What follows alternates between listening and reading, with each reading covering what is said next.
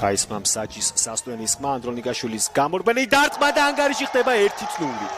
როგორც იქნა დილა მოახერხა გოლის გატანა 9 კაციან ბატონ ანდრონიკაშვილი გატანილი გოლის ავტორი. აი ასე ხდება ანდრონიკაშვილი მატჩის გმირი. რადგან ჯერ მანდრიჩენკო იქნა გაძევებული დააგვიანა, ძალიან დააგვიანა პასის გაკეთება.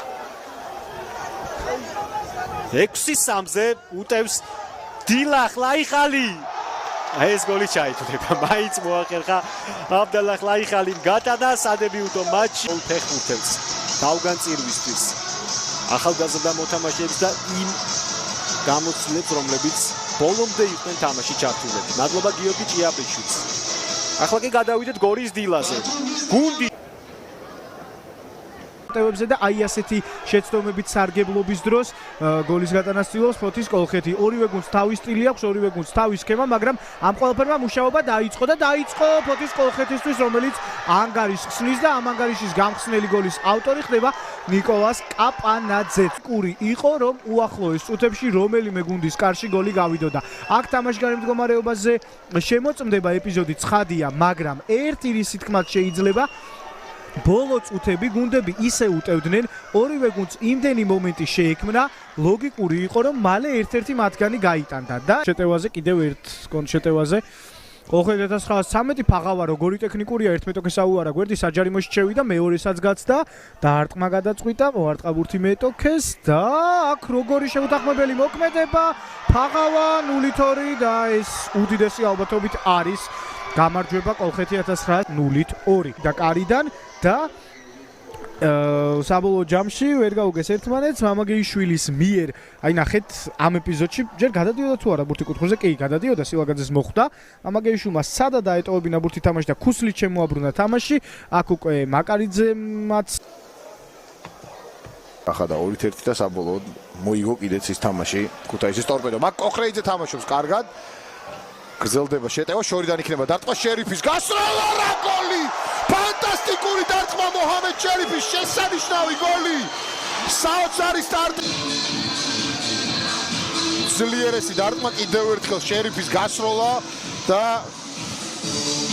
ძალიან ლამაზი გოლი. 1-0 ტორპედო დაწინაურდა დღევანდელ დაპირისპირებაში. ბრწყინვალე გოლი მართლაც. მიჩი პასი მამუჩაშვილს. მამუჩაშვილის გადაცემა, ამიტომ არის საჭირო ტორპედოსთვის მეორე გოლი, რომ განიმტკიცოს უპირატესობა. ჩაწოდება საჯარიმოში 2-0. 2-0 ხდება ანგარიში ალეკო ბასილაძე. იქ იყო ალეკო ბასილაძე, რომელმაც თავური დარტყმით მოახერხა და ქუთაისის ტორპედოს უპირატესობა გაძარდა 2 ბურთამდე.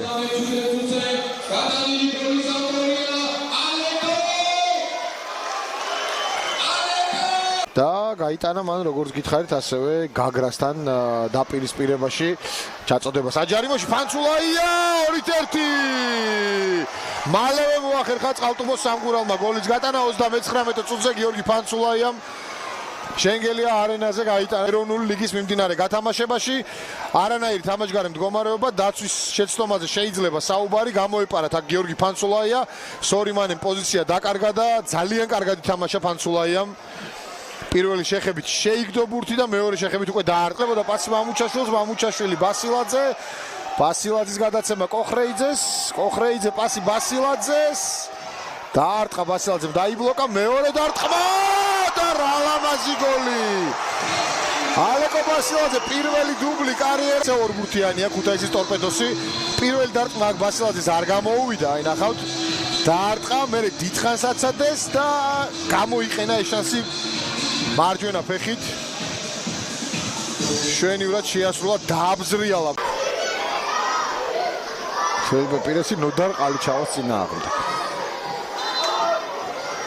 არბიტრმა მისცა ნიშანი ფილიპე პირესის გამორბენი დარტყმა 4-1 ძალიან მარტივად მოახერხა ბრაზილიელმა ფეხბურთელმა გოლის გაშანს უნდოდა რომ მას გაეტანათ და დაუთმეს კიდეც საბოლოოდ ფილიპე პირეს და მანაც სუსტად შეასრულა პენალტი, რომელიც მოიპოვა ალეკო ბასილაძემ. დღეს მატჩის საუკეთესო ფეხბურთელი ყველა ვარიანტში ალეკო ბასილაძე გახდება. ტონიაინი და ფერნანდო ბული ბრაზილიელი მცველი. ბული მესამე სეზონია რაც თამაშობს ტუბოში. ჩვენ კი ვნახეთ კიდევ ერთხელ გამეორებაზე ალეკო ბასილაძის გოლი მოჰამედ შერიფმა გააკეთა პასი მე მამუჩაშვილი ვთქვი და შერიფმა გააკეთა გადაცემა და შემდგომ მის ნაცვლად შემოვა კლაუდინიო სებოლინია. ფანცულაია იქნება თუ არა მე-10 გოლი. ფანცულაია გამორბენი დარტყმა და გაიტანა. მაინც გაიტანა გიორგი ფანცულაიამ 5-2 ფილიპ კლეონ სებოლინია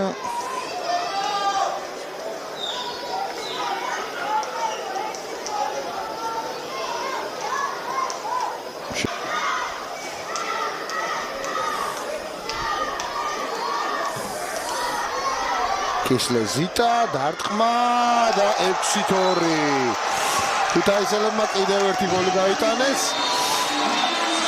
ქონდა 6-1, ქონდა 7-0, ქონდა 4-3, მაგრამ 8 გოლი არ იყო არც ერთ დაპირისპირებაში და კისლეზიტას გოლმა დასრულებული მატჩი და ბოლო პეტალოვი არ იყო იმ მომენტში.